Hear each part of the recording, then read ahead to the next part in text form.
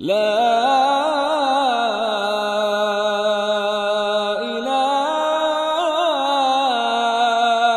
إلا الله.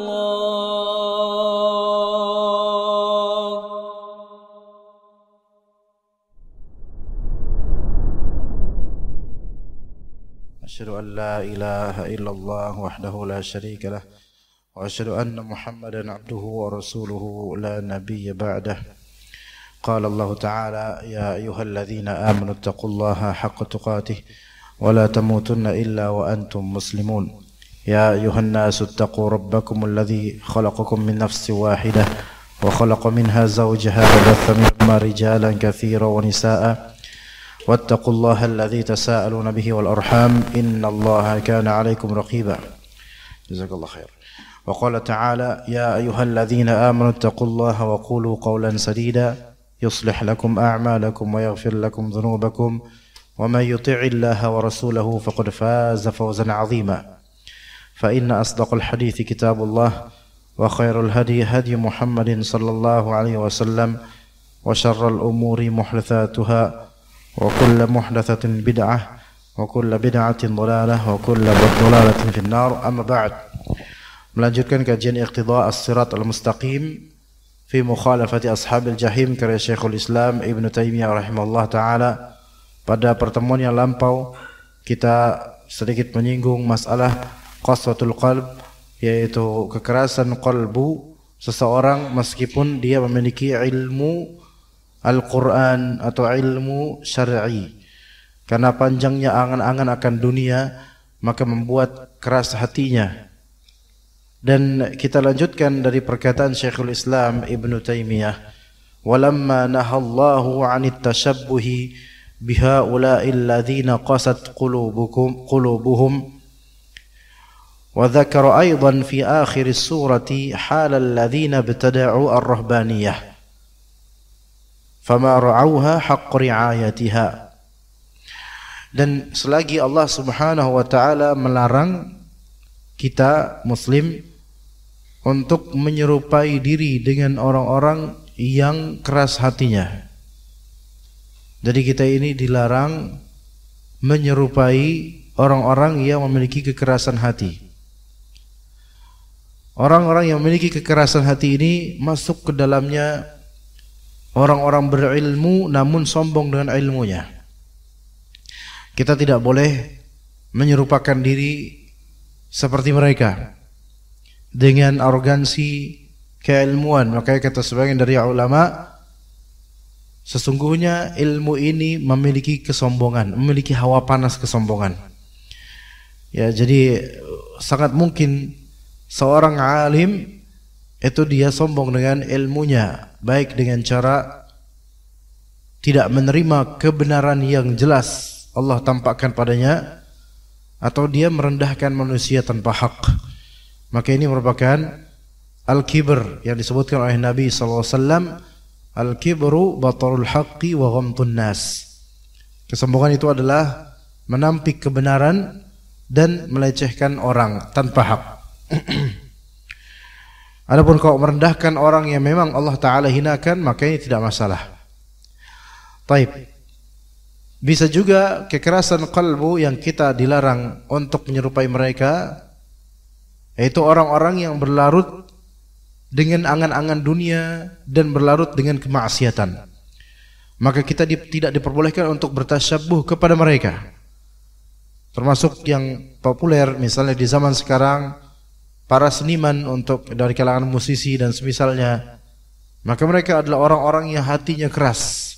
Sekiranya hati mereka lembut, pasti hidup mereka akan dipenuhi tidak dengan apa yang mereka sebut seni seperti itu, melainkan akan mereka isi hidup mereka dengan zikir atau membaca Al-Quran dan menyimaknya, atau menimba ilmu syar'i dan mengamalkannya, atau hal-hal yang bermanfaat dari segi agama. Begitu juga dengan orang yang selalu dalam keadaan lalai, maka makin keras qalbunya. Maka kita dilarang menyerupai mereka. Menyerupai mereka dari segi sikap yang khusus yang ada pada mereka, atau tanda-tanda dan ciri khas yang ada pada mereka. Di antaranya memakai kaos yang ada logo-logo mereka misalnya, atau wajah mereka, atau membeli dan memasang poster yang ada wajah mereka, orang-orang yang keras hatinya. Kita dilarang untuk itu, karena di situ ada sisi mencintai mereka dan berusaha untuk menyerupai mereka. Maka kita dilarang menyerupai orang-orang yang keras hatinya. Selagi itu, wa dzakara aidan fi akhir surah, Allah Subhanahu wa taala juga menyebutkan di akhir surat Al-Hadid, halal ladzina btada'ur rahbaniyah, keadaan orang-orang yang memperakarsai atau berbuat atau berlaku kebid'ahan, mereka yang memproklamirkan dan mengada-ngadakan suatu kebid'ahan yang disebut rahbaniyah, kerahiban. Ini di kalangan Nasrani, sebagaimana disebutkan dalam surat Al-Hadid, dimulai dari ayat ke-27 sampai akhir 29. Kata Rabb kita Azza wa Jalla, "Tsumma qaffayna ala atharihim birusulina." Kemudian kami susulkan rasul-rasul kami dari kalangan Bani Israel mengikuti jejak mereka. Wa qaffayna bi Isa bin Maryam. Kemudian kami susulkan pula yang terakhir dari nabinya kaum Bani Israel, yaitu Nabi Isa ibn Maryam, putra Maryam. Wa atainahul Injil, dan kami berikan Injil kepadanya. Sampai sini udah kebaikan dari Allah Azza wa Jalla. Wa ja'alna fi qulubil ladzina ittaba'uhu ra'fatan wa rahmah wa rahbaniyatan ibtada'uha ma katabnaha 'alaihim illa ibtigha'a ridwanillah. Dan kami jadikan ra'fah di sini, kami jadikan di qalbu mereka ada ra'fah dan rahmah, yaitu ada rasa ra'fah itu rasa santun, senang, kasih sayang, mencintai, dan juga rahmah, kasih sayang. Kami jadikan di antara mereka pengikut Nabi Isa alaihissalam, yaitu orang-orang Nasrani ketika itu, satu sama lain saling mengasihi dan saling menyayangi, saling menyantuni. Dan mungkin kalau sekarang mereka menyebutnya agama kasih, agama perdamaian, agama cinta, agama kasih, ya. Tapi kalau untuk sekarang hanya slogan. Pada hakikatnya tidak. Justru agama yang merupakan agama yang penuh rahmat adalah agama Islam. Inna dina indallahil Islam. Itu yang wajib kita yakini. Walaupun oknum muslimin ya banyak juga yang melanggar syariat Allah Azza wa Jalla. Jadi kami jadikan di kalbu orang-orang Nasrani di generasi awal itu ra'fah dan rahmah, rasa santun, menyayangi betul-betul antar sesama dari penganut agama Allah Azza wa Jalla. Kemudian waqaf sampai situ, versi salah satu qiraah, waqaf berhenti sampai situ. Kemudian dimulai ibtida'nya, mulai baca dari warahbaniyatan ibtada'uha ma katabna 'alaihim illa ibtigha'a ridwanillah. Dan rahbaniyatan ibtada'uha, dan kemudian mereka mengada-gandakan prinsip hidup rahbaniyah. Nanti akan kita jelaskan apa itu rahbaniyah. Yang mana rahbaniyah ini kami tidak mewajibkannya untuk mereka. Ya, yang kami wajibkan hanyalah mencari ridha Allah Azza wa Jalla. Kami yaitu Allah Azza wa Jalla tidak mensyariatkan, tidak mewajibkan atas mereka untuk berperilaku dalam beragama dengan metode kerahiban, tidak. Itu salah satu tafsiran dari hasil dari waqaf dan ibtida. Jadi dalam tajwid itu ada namanya waqaf, ada namanya ibtida. Waqaf itu berhentinya di mana, ibtida itu mulainya dari mana bacaannya. Jadi bacaannya berhenti di waja'alna fi qulubil ladzina ittaba'uhu ra'fatan wa rahmah. Ini waqaf. Kemudian ibtida'nya mulainya dari mana? Warahbaniyatan ibtada'uha ma katabnaha 'alaihim ibtigha'a ridwanillah. Ini satu versi. Tafsiran versi kedua mengikuti wasal, tidak pakai waqaf. Maka dikatakan, maka bacaannya waja'alna fi qulubil ladzina ittaba'uhu ra'fatan wa rahmatan wa rahbaniyatan ibtada'uha. Begitu. Disambung. Jadi kami jadikan pada kalbu-kalbu yang mengikuti Nabi Isa alaihissalam. Oke. Ya, nggak ada yang lagi marah kan? Ini nggak masalah kan ya? Dan kami jadikan Ja'alna fi, kami jadikan pada kalbu orang yang mengikuti Nabi Isa alaihissalam 3 hal, yaitu ra'fah, rahmah, dan rahbaniyah. Ra'fah, kesantunan. Rahmah, kasih sayang. Rahbaniyah, yaitu prinsip hidup kerahiban, ada pada kalbu mereka. Tapi yang 1 dan 2, ra'fah dan rahmah ini baik. Adapun yang ketiga ini memang Allah yang jadikan. Allah jadikan pada kalbu mereka hal seperti itu. Allah takdirkan itu ada pada hati mereka, yaitu prinsip hidup untuk menjadi rahib, kerahiban. Tapi Allah sifati prinsip hidup kerahiban ini ibtada'uha, mereka mengada-ngadakannya, sehingga ada di hati mereka prinsip hidup itu. Itu semua di bawah takdir Allah Azza wa Jalla, takdir kauni, bukan takdir syar'i.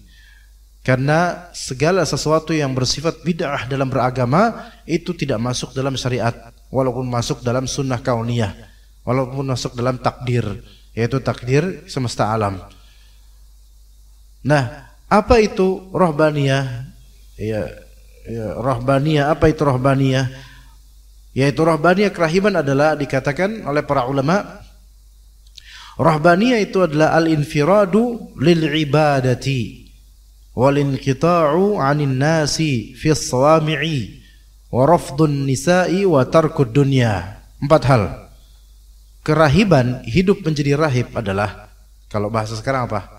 Biarawan, biarawati, atau pendeta atau semisalnya. Yaitu al-infirad lil ibadah, menyendiri untuk beribadah. Ini belum cukup ya, definisi belum cukup, sebentar. Tapi salah satunya ini. Komponennya infirad itu menyendiri. Ya, infirad itu menyendiri.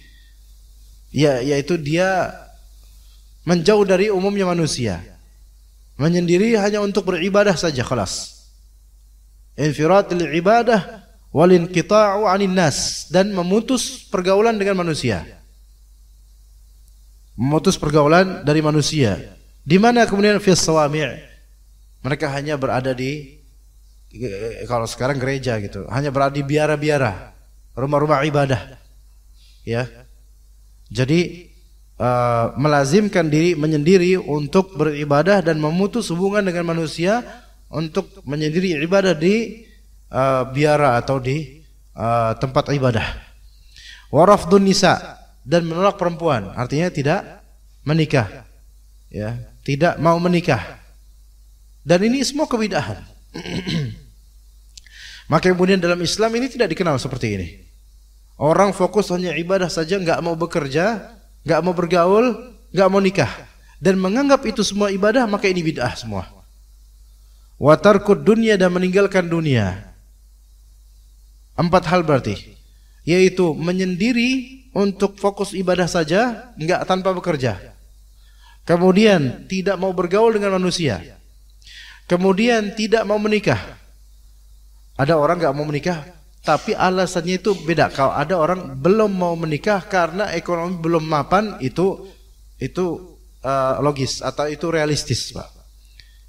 Asal jangan dinisbatkan kepada agama bahwasanya saya tidak menikah karena saya zuhud akan dunia. Enggak. Anda tidak menikah ini karena iman Anda enggak normal atau ada sesuatu nih. Ya.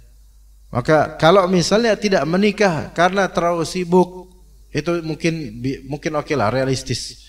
Karena sebagian ulama juga ada yang sampai tidak menikah mungkin ada alasan yang tidak kita ketahui, kita beri uzur, seperti Imam Nawawi. Wafat di usia 45 tahun dan beliau wafat dalam keadaan membujang. Mungkin karena saking sibuknya beliau dengan ilmu dan dakwah, itu mungkin. Tapi itu zamannya Imam Nawawi, yang perempuan tidak seperti sekarang banyaknya dan terbukanya.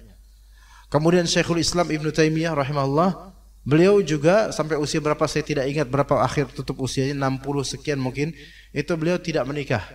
Dan karena memang beliau ini betul-betul fokus di ilmu dan fokus di perdebatan ilmiah, dan juga fokus di jihad medan perang, dan juga sebagian hidupnya itu ada di penjara.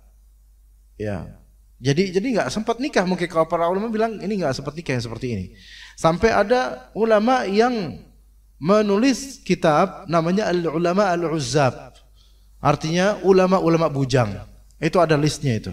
Tapi saya nggak mau ngapalin daftar ulama bujang. Itu kan ya kalau untuk zaman sekarang maka membujang sampai melapuk itu tidak pantas dan tidak relevan dengan sekarang ya keadaan seperti ini. Ala kulli hal. Tapi ulama-ulama muslimin ini yang mereka wafat dalam keadaan bujang, itu kita husnudzon pada mereka. Mereka tidak memaksudkan seperti rahib, tidak. Buktinya mereka hidup berdampingan dengan manusia. Mereka tidak menolak perempuan, bukan. Tetapi ada sesuatu yang mungkin kita tidak tahu apakah masalah biologis atau apa, kita tidak tahu. Wallahu alam. Husnudzon aja. Adapun para rahib ini, mereka memang menyengaja untuk menyendiri beribadah, memisahkan diri dari manusia, kemudian tidak mau menikah forever selamanya, dan juga apa yang keempat, meninggalkan dunia. Meninggalkan dunia beda dengan meninggal dunia Pak ya. Kalau meninggal dunia mati itu. Meninggalkan dunia di sini, tarkud dunia, meninggalkan dunia itu ada dua macam. Meninggalkan dunia yang bersifat terpuji, itu yang pertama, dan yang kedua meninggalkan dunia yang bersifat tercela. Ya. Meninggalkan dunia dan yang bersifat terpuji itu yang disebut zuhud. Itu yang disebut zuhud. Apa artinya zuhud di sini? Artinya adalah tidak menjadikan dunia sebagai akbaru ham, yaitu sebagai sebesar-besar harapan dan cita-cita, tidak. Yaitu tidak sampai dunia itu masuk ke hatinya. Nah, ini zuhud. Walaupun dia orang kaya, dia bisa zuhud, yaitu tidak sampai ke hatinya dunia ini. Maka ini baru zuhud. Ini baru disebut meninggalkan dunia yang bersifat positif dalam Islam. Meninggalkan dunia seperti ini bukan berarti completely dia tidak sama sekali mencari dunia, enggak. Melainkan dunia bisa jadi ada di genggamannya, sebutuhnya dia dan yang Allah Ta'ala rezekikan buat dia. Tapi dunia itu tidak sampai kepada hatinya. Itu satu, yaitu meninggalkan dunia yang bersifat positif yang disebut zuhud. Definisinya adalah yaitu tidak menjadikan dunia masuk ke hatinya, melainkan yang masuk ke hatinya adalah apa? Akhirat. Kemudian yang kedua, meninggalkan dunia yang bersifat negatif. Maka ini yang disebut ghulu dan sikap berlebihan, dengan memiskinkan diri, tidak mau bekerja, tidak mau ikhtiar dengan alasan ya dunia semua dunia. Maka dia akhirnya apa? Sebagian dari mereka yaitu mati konyol, mati kelaparan. Ini tidak boleh, ini sama dengan bunuh diri. Atau sebagian dari mereka ada yang kemudian karena tidak mau bekerja akhirnya hanya berpangku tangan. Akhirnya berpangku tangan dan meminta-minta kepada orang, baik dengan bahasa langsung maupun tidak langsung. Ya, begitu. Maka tarkud dunia di sini yang tercela adalah tidak mau bekerja, tidak mau bergaul dan memutuskan diri dari pergaulan sama sekali dan pekerjaan. Maka kehidupan kerahiban seperti ini kata Allah ibtada'uha, mereka mengadakannya, tidak disyariatkan oleh Allah. Ini ada apa sebenarnya jemaah sekalian? Apakah ini terjadi sebelumnya atau baru kajian ini saja? Hah? Atau emang anak nggak boleh ngisi kajian di sini atau gimana? Oh nggak boleh ya? Mungkin ada sesuatu Pak? Enggak Pak, enggak goyang. Ada apa kira-kira ya? Mas, pakai itu aja mungkin dipakai buat ini mungkin. Coba.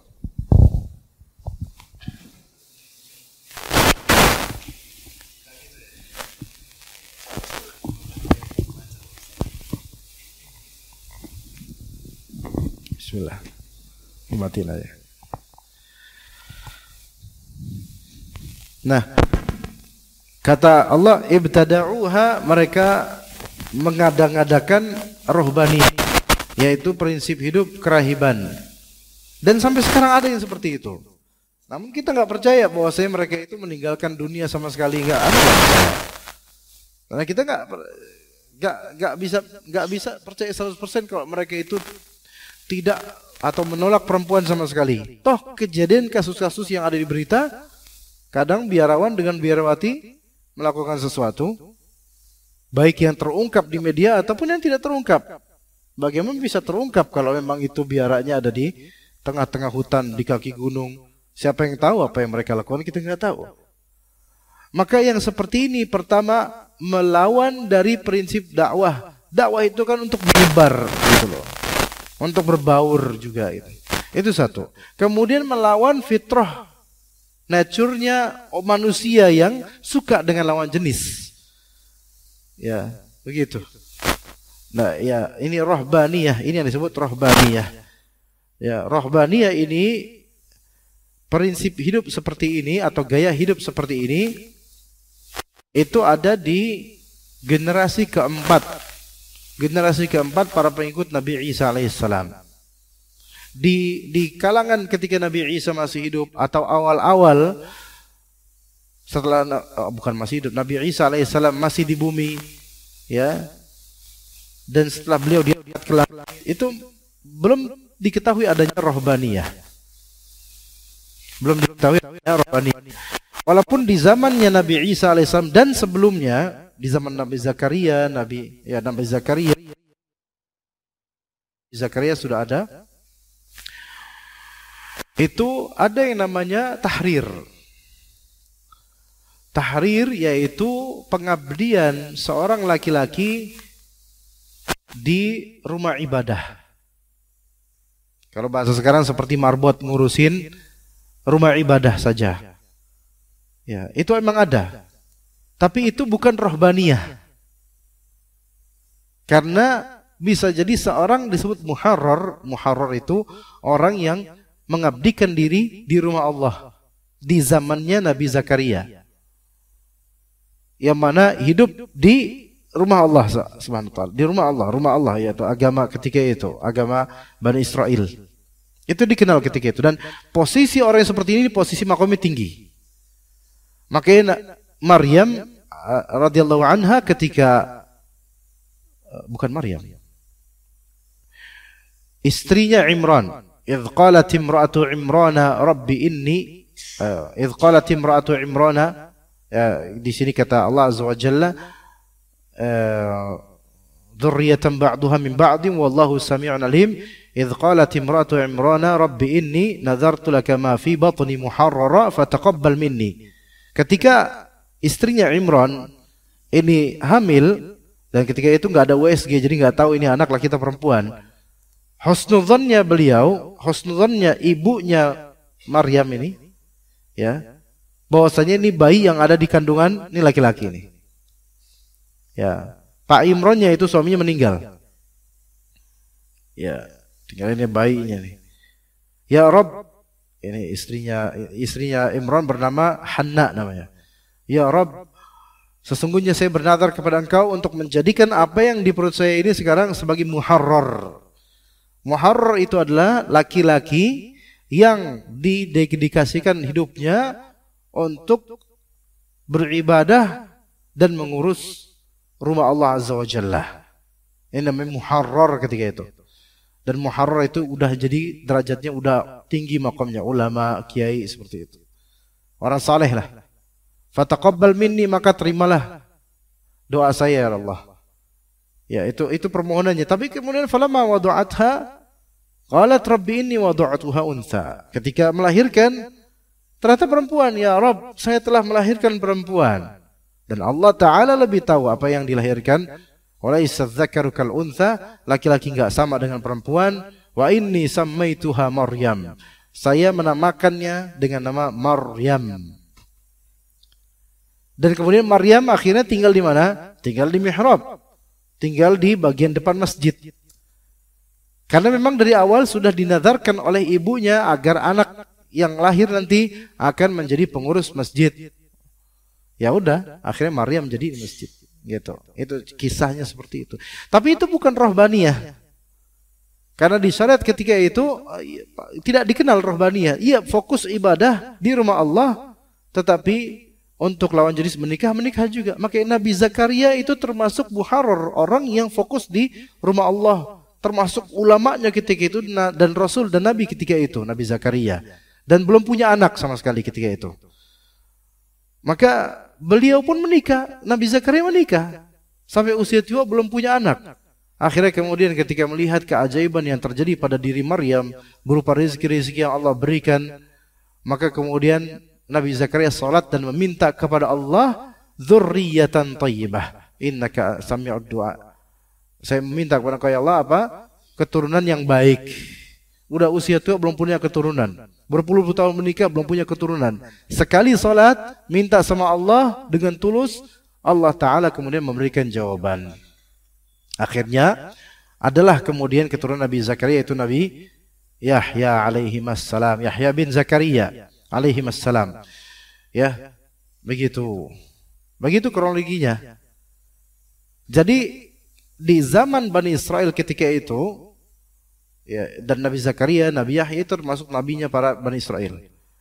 Itu memang dikenal ada orang-orang dan sebagian nabi yang fokus ibadah di masjid, tapi mereka tetap mengenal perempuan dan menikah dengan perempuan.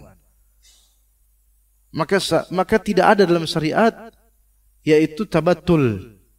Tabatul itu adalah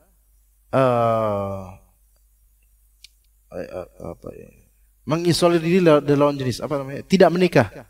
Apa ya? Berazam untuk membujang selamanya itu haram. Berazam saya nggak bakal mau nikah itu nggak boleh ngomong seperti itu. Belum mau nikah silahkan, tetapi dengan mengatakan saya sampai akhir hayat saya nggak bakal menikah itu nggak boleh seperti itu. Tabatul seperti itu jangan.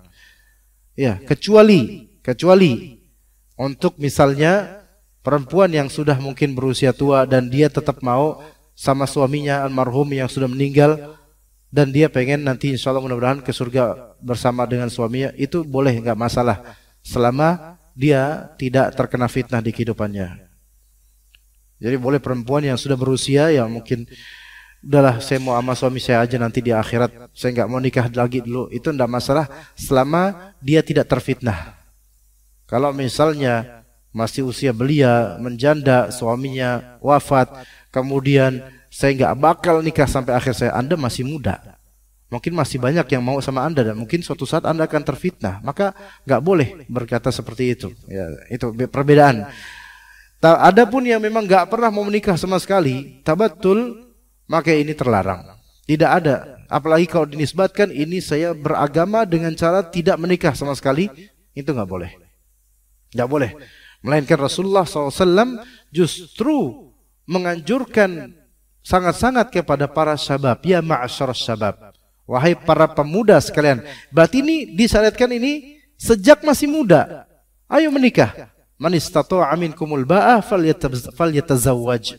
Barang siapa yang memiliki kecakapan untuk menikah maka hendaklah dia menikah. Dari muda tuh Rasulullah SAW untuk anak-anak muda ini cepat-cepat menikah kalau memang sudah mampu. Jangan, dan tidak ada syariatnya untuk bertabatul. Mungkin kecuali kalau memang memiliki cacat dan aib seperti impotensi, na'udzubillah min dzalik misalnya, atau kecacatan di kemaluan yang tidak memungkinkan untuk jima', maka ini ya mungkin ini masih diberi maaf kalau dia tidak ada niatan untuk menikah sampai kapanpun. Tapi pada asalnya tabatul itu bukan syariat Islam dan tidak boleh. Baik tabatul itu dengan cara mengebiri, ya, apa nama istilahnya, mengebiri, sehingga apa itu kebiri, sehingga dia sengaja untuk supaya tidak punya syahwat kepada lawan jenis, maka ini tidak boleh. Mengebiri di sini nggak boleh, ya, seperti itu. Oke, kita lanjut di ayat. Maka kata Ibnu Taimiyah rahimahullah taala di akhir surat Al-Hadid, Allah taala menyebutkan keadaan orang-orang yang memprakarsai kebid'ahan yang disebut rahbaniyah, kerahiban. Jadi rahib itu dari kata bahasa Arab, rahib. Ya, rahib yaitu orang yang rahib. Rahib itu artinya rahab, yaitu takut. Ya, saking takutnya sama Allah akhirnya melakukan hal-hal seperti ini, menyendiri untuk ibadah, tidak mau bergaul sama manusia dan hanya mau ada di biaranya saja, kemudian menolak menikah dan meninggalkan dunia secara total. Nah, ini enggak benar. Islam tidak mengenal begini. Maka kemudian Allah Subhanahu wa taala menyebutkan di dua ayat terakhir surat Al-Hadid, ittaqullah wa aminu bi rasulih yu'tikum kiflaini min rahmatih. Bertakwalah kalian kepada Allah. Ini solusinya. Jangan ikut-ikutan dengan orang-orang Nasrani yang mereka berbuat bid'ah dengan sikap kerahiban mereka. Melainkan solusinya adalah bertakwalah kalian kepada Allah. Berimanlah kalian kepada Rasulullah. Maka Allah Ta'ala yu'tikum kiflaini min rahmatih. Allah Ta'ala akan menggandakan rahmatnya untukmu, untuk kalian. Wa yaj'al lakum nura tamshuna bih. Dan Allah akan jadikan untuk kalian cahaya yang kalian bisa berjalan dengan cahaya itu. Wa yaghfir lakum. Dan Allah Ta'ala akan mengampuni kalian. Wallahu ghafurur rahim. Allah Maha Pengampun lagi Maha Penyayang. Li'alla ya'lama ahlul kitabi alla yaqdiruna ala syai'in min fadlillah. Ini semua agar ahli kitab itu mereka mengetahui, Yahudi Nasara, agar mereka mengetahui bahwa sedikit pun mereka tidak akan mendapatkan karunia Allah jika mereka tidak beriman kepada Nabi Muhammad SAW. Wa annal fadla biyadillah, dan bahwa karunia Allah itu ada di tangan Allah. Yu'tihi man yasha' wallahu dzul fadlil azim. Allah Ta'ala memberikan keutamaan kepada siapa yang Allah Ta'ala kehendaki, dan Allah Ta'ala memiliki keutamaan yang agung. Maka kata Syekhul Islam Ibn Taimiyah rahimahullah, fa innal imana bir rasuli tasdiquhu wa ta'atuhu wa ittiba'u syari'atah, atau wattiba'u syari'atih. Sesungguhnya iman kepada Rasul itu caranya adalah membenarkan kabarnya dari Rasul. Membenarkan kabar-kabar yang Rasulullah SAW sebutkan, kita benarkan, yaitu kita percayai. Mentaati Rasulullah dan mengikuti syariat Rasulullah SAW. Itu baru disebut beriman kepada Nabi Muhammad, kepada Rasulullah, dan kepada para Rasul semuanya. Kita ikuti syariat yang berlaku dari Rasul kita. Ya, saat ini Rasul kita Nabi Muhammad SAW. Nah, wa fi dzalika mukhalafatun lirahbaniyah. Dan syariat Rasul kita itu menyelisihi prinsip gaya hidup kerahiban. Iya. Jadi gini, pertama kan tadi kita bilang kerahiban itu al-inqita' lil ibadah, memutus diri hanya untuk al-infirat lil ibadah, menyendiri hanya untuk beribadah saja sepanjang hari. Ini karena apa? Karena menganggap ibadah itu cuma ada di rumah ibadah gitu loh. Sedangkan prinsip Islam adalah ibadah itu adalah segala hal yang dicintai oleh Allah dari perbuatan dan perkataan, baik di hati maupun di lisan maupun anggota tubuh. Anda keluar sedekah kepada fakir miskin, itu ibadah. Iya. Anda bekerja, mencari nafkah, keluar, keliling, bahkan naik sepeda, itu ibadah. Kalau misalnya sekarang ini lagi menjamur ini Starling ya Pak ya, itu Starbucks keliling, itu kan nyari nafkah mereka. Ya terlepas dari mereka memprovide kopi-kopi supaya pada nongkrong kemudian ngerokok bareng, itu urusan lain ya. Ini oke, itu urusan di luar dari masalah penghasilan dia. Itu efek ya. Enggak, kita lihat dari bagaimana mereka berupaya ini loh. Kenapa mereka, kalau kita dipikir di jalan apalagi daerah Blok M itu kan Starling banyak banget itu. Setiap berapa hasta itu ada Starling. Iya. Gojek kemudian pada nyangkut di situ ya kan, kemudian pada ngopi di situ, ngobrol bareng. Itu efeknya sih seperti itu ya. Enggak, terlepas dari itu. Jualan kopi, jualan apa sih mereka jualan? Kopi, teh, air panas, Indomie rebus kan gitu-gitu modelnya. Apa hukum jual itu? Asalnya boleh. Muskilahnya kan sekarang kan satu, mereka jual di tempat yang sebenarnya pemerintah melarang ada usaha di situ, ya enggak Pak? Trotoar, jalanan publik itu kan sebenarnya nggak boleh di situ penjualan. Ini dia. Ya, dalam kitab Al-Majmu', tapi versi Al-Muti'i disebutkan bahwa Imam Ahmad memakruhkan belanja di jalanan. Karena itu bukan tempat yang sah untuk bertransaksi, bukan tempat jual beli. Tapi ala kulli hal, ini orang ini berusaha untuk mencari nafkah. Ini ibadah bukan? Ibadah. Itu bagi Islam itu ibadah. Bagi Islam itu ibadah. Maka kita tidak boleh mengerucutkan peribadatan itu hanya di antara dua tiang masjid. Enggak benar. Ibadah itu bisa di mana saja di bumi Allah. Makanya kata Allah Azza wa Jalla, ya ibadi inna ardi wasi'ah fa iyaya fa'budun. Wahai hamba-hambaku, sesungguhnya bumiku itu luas, maka beribadahlah kepadaku. Luas berarti kan sebumi ini kita dimanapun kita bisa beribadah. Sekarang kalau kita menjelajahi hutan, misal menjelajahi hutan mangrove, ya, yang di bawahnya ada air, kemudian akar-akar itu. Misalnya kita menyelami keindahan hutan itu sendirian, misal. Bisa nggak kita beribadah di situ?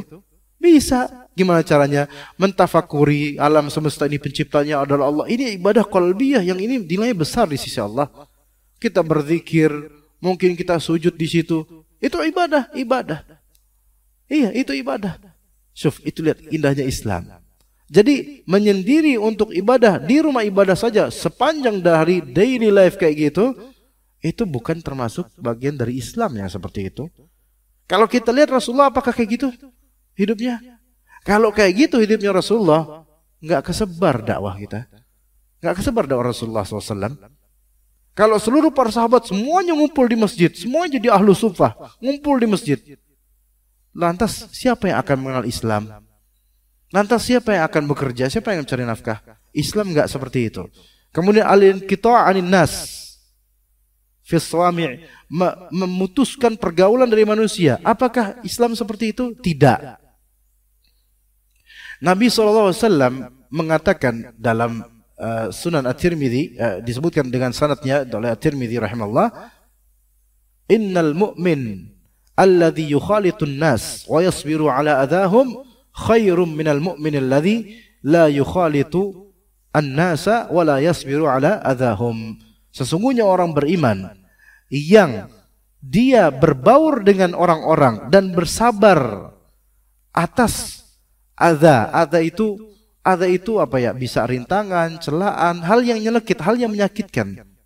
Ya, bersabar atas kelakuan manusia padanya. Dia berbaur dan bersabar atas itu lebih baik dibandingkan seorang beriman yang tidak mau berbaur pada manusia dan tidak sabaran dengan ulah manusia. Loh, ini berarti Rasulullah SAW menganjurkan apa? Menganjurkan pergaulan. Tetapi tentu dengan adanya batasan, nggak sembarangan juga gitu. Karena kata Nabi SAW, al-mar'u ala dini khalilih falyanzur ahadukum man yukhalil. Seseorang itu tergantung pada agama orang, pada keagamaan orang yang paling dia suka, dia dekat padanya. Maka seorang dari kalian hendaklah memperhatikan kepada siapa kalian bersahabat dekat. Ya. Juga kata Allah Azza wa Jalla terhadap suami terhadap istri-istri, wa'ashiruhunna bil ma'ruf. Wa'ashiruhunna bil ma'ruf, dan pergaulilah istri-istri kalian dengan cara yang baik. Ini menunjukkan mukhalatah, yaitu berbaur dan bergaul itu termasuk ibadah dan syariat Islam. Iya. Tapi dengan adanya batasan, melihat maslahat dan madarat, dan juga melihat orang yang kita pergauli gitu. Jadi kalau membatasi diri kemudian tidak mau menutup diri dari orang-orang hanya untuk ibadah saja di rumah ibadah, ini tidak diperkenankan dalam agama Allah Azza wa Jalla. Itu yang kedua. Jadi bertentangan dengan syariat kita. Kemudian yang ketiga, warafdun nisa, menolak perempuan atau tidak mau menikah. Bertabatul itu tidak diperkenankan dalam Islam kecuali kalau ada uzur seperti cacat. Ya, cacat secara biologis atau secara fisik yang tidak memungkinkan untuk bisa menikah misalnya. Maka itu kasus yang dikecualikan. Tapi pada umumnya tidak boleh seperti itu, jemaah sekalian. Bukankah Nabi SAW mengatakan tazawwajul waludal wadud fa inni mukathirun bikumul umam. Nikahilah oleh kalian, ini perintah dari Nabi SAW untuk menikah. Nikahilah oleh kalian al-walud al-wadud. Al-walud itu yang suka ngebrojol anak, itu apa namanya? Subur type. Nikahilah oleh kalian perempuan yang subur. Itu dilihat dari mana perempuan subur, jemaah? Dilihat lagi dari family tree-nya. Kalau keluarga besar, adiknya banyak, kakaknya banyak, ini perempuan subur insya Allah. Biasanya begitu umumnya. Walud dan wadud, dan penyayang. Bisa dilihat dari mana kedekatan si putri ini atau perempuan ini pada keluarganya. Kalau dia dekat sama keluarganya, dekat sama orang tuanya, biasanya penyayang. Itu tazawwaj, ini perintah dari Nabi SAW. Kalau cari kriteria istri walud wadud. Tapi ini nggak harus. Kalau memang antum pengen cari yang mungkin ini kayaknya nggak subur nih, karena dia anak satu semata wayang. Kemudian kayaknya dia nggak penyayang. Pengen yang kayak gini, kayak seru nih. Ya silakan. Ya cuman ya nanti lihat aja nanti. Ya nggak tahu bertahan lama atau enggak gitu kan. Fa inni mukatsirun bikumul umam, sesungguhnya aku berbangga dengan banyaknya umatku. Jadi ketika Anda punya cita-cita pengen punya anak banyak, lebih bagus lagi cita-cita pengen punya istri banyak, itu lebih afdal insyaallah. Ya minimal kalau nggak di dunia di akhirat insyaallah. Itu adalah hal yang sangat marghubun fih, dianjurkan dalam Islam. Punya anak banyak dianjurkan dalam Islam. Caranya punya anak banyak gimana, Pak? Ya nikah. Nikah, Pak. Berarti kalau memutus diri tidak mau menikah, ini menyelisihi syariat Islam. Nggak boleh. Ya, nggak boleh seperti itu. Justru syariat Islam adalah laki-laki itu ya menikah, cari perempuan, cari istri. Begitu. Kemudian watarkud dunia, meninggalkan dunia sama sekali, ini juga bukan syariat Islam. Meninggalkan dunia dengan tidak memiliki pekerjaan, nggak punya job dengan alasan bahwasanya kalau kita nyari kerjaan itu cari dunia. Ini bahlul namanya ini. Orang ini nggak ngerti Islam, nggak ngerti agama orang ini. Kemudian habis itu menjadi apa? Peminta-minta. Loh katanya nggak nyari dunia. Lah itu minta-minta nyari apa? Karena kebutuhan. Lah orang yang bekerja mereka justru mulia dengan mencari pekerjaan dan mencari uang dengan itu mulia. Karena kata Nabi SAW dalam hadis bahwasanya afdalul makasib, sebaik-baik penghasilan adalah apa yang didapat oleh seorang pria dari usahanya, dari hasil tangannya, dari bekerjanya dia. Bukan hadiah, bukan bonus, tapi memang hasil kerjanya, baik sebagai karyawan atau sebagai pedagang atau sebagai apa yang penting halal usaha dia, maka itu sebaik-baik penghasilan seorang pria. Ini menunjukkan bahwasanya bekerja atau mencari penghasilan itu sesuatu yang diperintahkan dalam Islam. Sesuatu yang diperintahkan dalam Islam. Jadi kita itu diperintahkan bermukhalafah lirrohbaniyah, menyelisihi gaya hidup kerahiban. Terutama sekali dai-nya atau orang berilmunya di kalangan kaum muslimin. Jangan malah niru orang-orang rahib-rahib itu. Dari salah satu dari sisi ini, menyendiri buat ibadah doang, nggak mau bergaul sama manusia. Enggak. Rasulullah nggak gitu. Rasulullah presiden loh. Para sahabat, para khalifah nggak kayak gitu. Maka kalau ada dai yang memutus pergaulan dengan manusia, maka ini dia menyerupai rahib dan dia tidak menyerupai Rasulullah dan para salaf kita.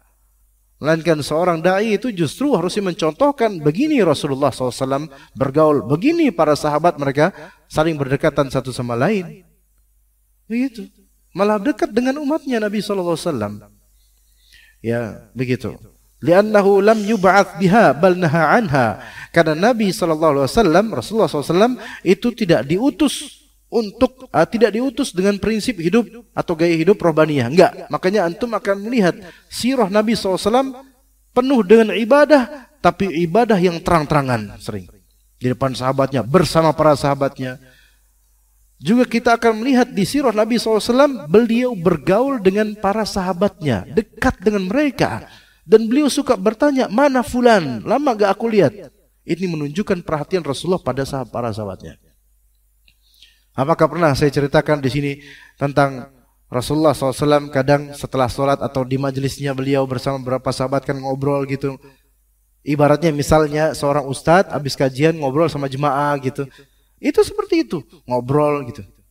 Nah kemudian ada seorang sahabat di dekat Rasulullah SAW, itu ada anaknya masih usia balita yang baru bisa jalan. Anaknya kemudian gelendotan di di sini nih di punggung Ya, di punggung ini ya, di pundak gelendotan gitu. Akhirnya sahabat tersebut mengalihkan anaknya supaya duduk di depan, di pangku gitu sama dia, di majelisnya Rasulullah SAW. Dilihat Rasulullah SAW. Selang beberapa waktu kemudian bapak tersebut hilang, absen, nggak kelihatan lagi. Rasulullah tanya, Loh, mana fulan? Kok nggak pernah kelihatan lagi? Tuh lihat, berarti perhatian Rasulullah SAW. Apakah para pendeta kayak gini? Rahib misalnya. Atau apakah ada dai Islam seperti ini? Nggak mau bergaul sama orang, nggak eksklusif, nggak mau saya mau jemaah nanti saya keracunan sama apa subhat jemaah, gitu. Justru benahi subhat jemaah itu. Nah, kemudian Rasulullah merasa kehilangan iftiqad. Mana fulan? Kok nggak kelihatan? Dikabarkan oleh sahabat lainnya, ya Rasulullah, beliau ada di rumahnya. Loh, kok nggak kesini? Ya Rasulullah, anak yang ketika itu engkau lihat gelendotan dan kemudian dipangku di depan, anak mau lagi ke majlis engkau ya Rasulullah. Karena apa? Karena kalau ke majlis engkau, pasti bapak itu akan mengenang waktu masa-masa bersama anaknya di majlis engkau. Maka takutnya beliau sedih banget ingat anaknya. Makanya beliau akhirnya panggil. Apa kata Rasulullah kemudian kepada orang itu? Ya akhi, antum pengen nggak? Antum lebih pengen mana? Ya antum masuk surga, anak antum masuk surga, atau anak antum lebih dulu masuk surga, kemudian anak antum lah yang membukakan pintu surga untuk antum. Ya Rasulullah, anda pengen anak-anak yang ikut duluan surga terus bukan pintu buat anak. Insya Allah antum seperti itu. Diberikan kabar baik Rasulullah SAW. Apakah rohbani yang seperti itu? Tidak sama sekali. Ya begitu jemaah sekalian. Kita sholat dulu. Kita azan dulu insya Allah. Setelah itu kita lanjut sebentar. Tafadhol.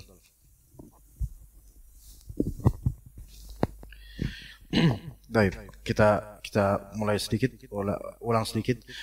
Kata Syekhul Islam Ibn Taimiyah dalam Iqtida' as-Sirat al-Mustaqim, fa innal imana bir rasul tasdiquhu wa ta'atuhu wa ittiba'u syari'atih. Sesungguhnya iman kepada Rasul itu adalah dengan cara membenarkannya, mempercayainya, taat padanya, mengikuti syariatnya. Nah, dalam hal-hal ini berarti melazimkan apa? Wa fi dzalika mukhalafatun lirrahbaniyah. Namanya taat sama Rasul, mengikuti syariat Rasulullah SAW itu melazimkan menyelisihi prinsip atau gaya hidup kerahiban. Li'annahu lam yub'ats biha. Karena Rasulullah SAW tidak diutus untuk melaksanakan kerahiban. Bal naha anha, bahkan Rasulullah SAW melarang hal seperti itu. Ya wa akhbara anna man ittaba'ahu kana lahu ajran. Dan Rasulullah mengabarkan bahwa dan Allah Ta'ala mengabarkan bahwa barang siapa orang yang mengikuti Rasulullah, maka dia akan mendapatkan 2 ganjaran, 2 lipatan pahala, 2 lipatan rahmat. Wa bidzalika ja'at al-ahadits as-sahihah fi mithlina wa mithli ahli kitab. Oleh karena itu ada beberapa hadis sahih berkaitan dengan permisalan tentang kita dan permisalan ahli kitab. Di sini disebutkan oleh Rasulullah SAW dalam hadis riwayat Abu Dawud dalam sunannya dengan sanadnya. Ya di sini disebutkan nanti ada riwayat dari Sahal bin Abu Umamah. Sahal bin Abu Umamah. Ya, bahwasanya di sini diceritakan annahu dakhala huwa wa abuhu ala Anas bin Malik bil Madinah. Bahwasanya Sahal bin Abu Umamah bersama bapaknya itu masuk atau menemui Anas bin Malik di Madinah. Fi zaman Umar bin Abdul Aziz, di zaman kepemimpinan Umar bin Abdul Aziz. Wa huwa Amirul Madinah. Umar bin Abdul Aziz ini tabi'in. Umar bin Abdul Aziz ini salah satu pemimpin kaum muslimin ketika itu, dan beliau adalah seorang tabi'in. Sementara di sini Anas bin Malik di Madinah adalah seorang apa? Seorang sahabat.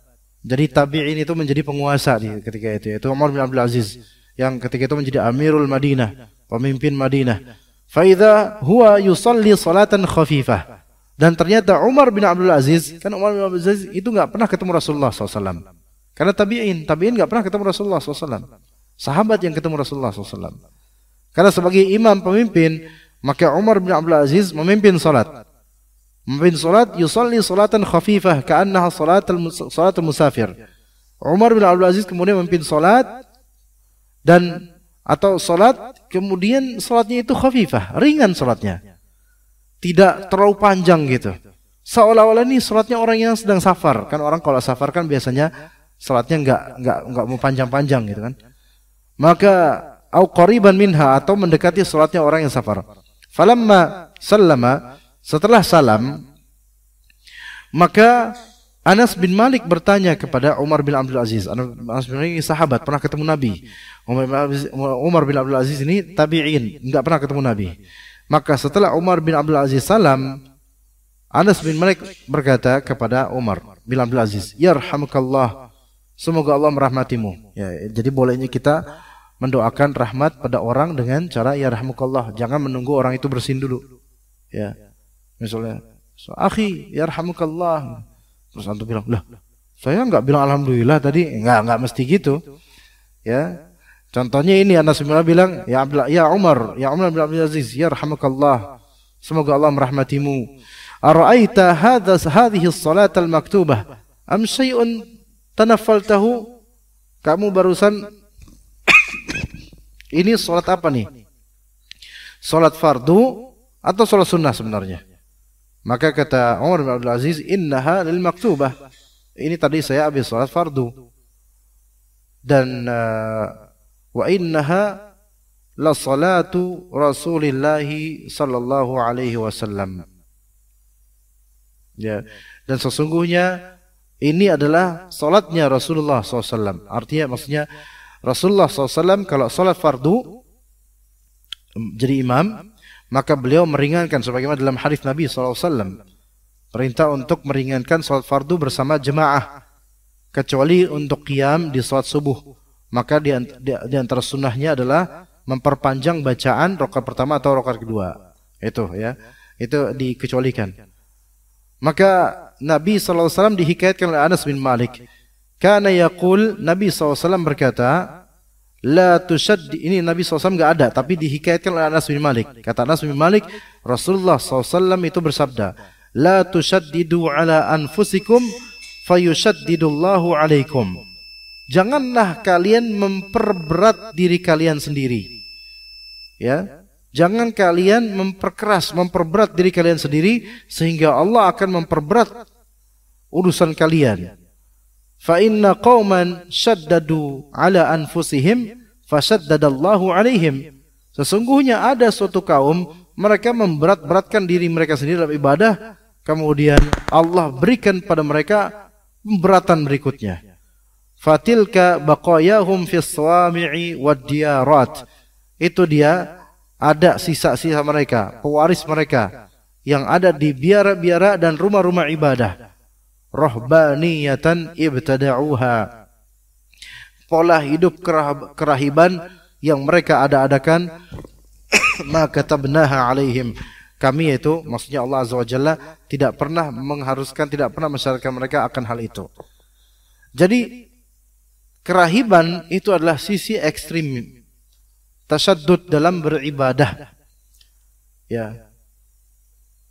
Berarti ikhwan sekalian perlu diperhatikan bahwasanya boleh jadi orang itu ekstrim dalam ibadahnya tapi malah sesat dia, sebagaimana Khawarij. Maka kemudian thumma ghada minal ghad, kemudian tibalah esok hari, maka berkata kemudian, "Ala tarkabu litanzura wa lita'tabir?" Maukah engkau mengendarai kendaraan untuk melihat dan mengambil ibrah? Maka dikatakan oleh Umar, "Na'am." Ayo, farukibu jami'an. Mereka pun kemudian naik kendaraan bersama-sama. Fa idza bidiyarin bada ahluha wan qadu wan fanau. Ternyata kemudian terlihat ada beberapa biara yang penghuninya sudah musnah, sudah enggak ada, ya sudah terbengkalai, khawiyatan ala urushiha, dan rumah biara tersebut itu bagian atapnya sudah ambrol. Maka kemudian kata Anas bin Malik, "Ata'rifu hadhihi diyar?" Kamu tahu enggak ini biara ini seperti ini, biara apa? Ngerti enggak sejarah biara ini? Maka ya kemudian kata Umar bin Abdul Aziz, "Na'am, aku tahu. Ma a'rafani biha wa bi ahliha." Aku tahu sesuai dengan apa yang aku ketahui tentang biara ini dan juga penghuninya dulu. Haula'i ahlu diyarin ahlakahumullahu bibaghihim muhasadihim. Mereka itu adalah penghuni-penghuni biara yang telah Allah Ta'ala musnahkan dengan sebab baghi, yaitu melampaui batas, dan sebab hasadnya mereka, dengkinya mereka. Innal hasada yudfi'u nural hasanat.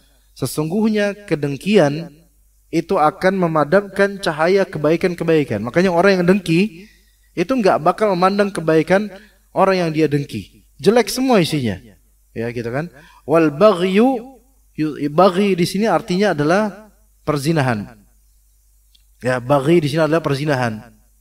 Jadi sebenarnya walaupun mereka kebiarauan kerahiban, tapi terjadi juga perzinahan antar mereka. Mereka mengisolasi diri tapi berzina juga gitu loh. Jadi cuman ngomongnya doang ternyata. Ya, wal baghyu yusaddiqu dzalika aw yukadzibuhu. Ya, perzinahan itu membenarkan itu atau mendustakan itu. Wal 'ainu tazni wal kaf wal qadam wal jasad wal lisan wal farj yusaddiqu dzalika aw yukadzibuhu. Mata bisa berzina. Telapak tangan kaf itu bisa berzina. Ini telapak tangan ini. Wal qadam yaitu kaki bisa berzina. Jasad tubuh bisa berzina, lisan bisa berzina, semua ada bagian peran zinanya. Wal farju yusaddiqu dzalika aw yukadzibuh. Sementara farj yaitu kemaluan bagian depan itulah yang membenarkan atau yang mendustakan anggota-anggota tubuh lainnya yang menginginkan zina itu. Wallahu taala alam, itu yang bisa kita sampaikan, yang mana kita diperintahkan untuk menyelisihi orang-orang kafir. Dan dalam konteks yang kita bicarakan ini menyelisihi mereka dari segi apa? Kerahiban. Artinya kita cari nafkah juga, iya. Kita ibadah bisa di mana aja, alhamdulillah. Kemudian kita menikah, itu sunnahnya para nabi alaihimussalam. Kemudian yang keempat, apa yang keempat tadi? Kita berusaha zuhud, tidak cinta dunia, tapi tidak meninggalkan secara total, karena realistis aja. Kita nggak bisa meninggalkan dunia ini. Kalau kita meninggalkan dunia ini, ya meninggal dunia, gitu. Jadi kita butuh dengan dunia untuk menopang, bahkan dunia ini bisa menopang apa? Ibadah dan amal. Iya, makanya Allah Ta'ala sebutkan jihad itu bisa dengan apa? Dengan mal. Yujahiduna fi sabilillah bi amwalihim wa anfusihim. Jihad dengan harta mereka dan nyawa mereka. Didahulukan jihad dengan harta dulu. Kenapa disebutkan di harta dulu? Karena jihad dengan nyawa itu tidak bisa terwujud kecuali dengan adanya modal. Pedang beli dari mana? Iya kan? Tameng, kuda, itu perlu modal, berarti perlu harta dulu sebelumnya. Emang mau nyuri gitu hartanya? Nggak bisa, berarti harus usaha dulu. Jadi justru dunia ini kita jadikan topangan untuk kita sampai ke akhirat dengan selamat. Mungkin itu yang bisa saya sampaikan. Semoga yang sedikit ini bermanfaat untuk anak pribadi dan juga jemaah. Barakallahu fikum jami'an wa jazakumullahu khairan ala hudurikum wa husni istima'ikum. Wa sallallahu ala nabiyyina Muhammad wa ala alihi wa sahbihi ajma'in. Subhanakallahumma bihamdika asyhadu an la ilaha illa anta astaghfiruka wa atubu ilaik. Wassalamu alaikum warahmatullahi wabarakatuh.